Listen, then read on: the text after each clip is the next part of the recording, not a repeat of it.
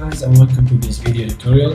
In this video we're going to see what softwares and tools you need to be a web developer or to even create a very simple website. The first thing you need to have a text editor, and this is where you're going to write the code to create this website.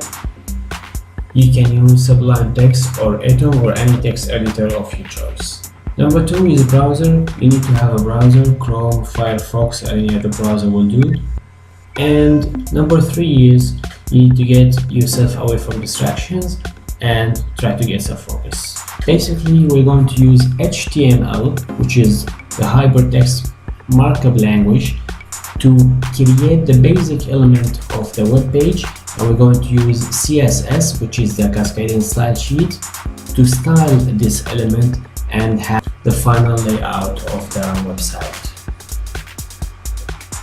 So this is the end of this video. In this video we've seen what tools and softwares you need to have to create a website from scratch.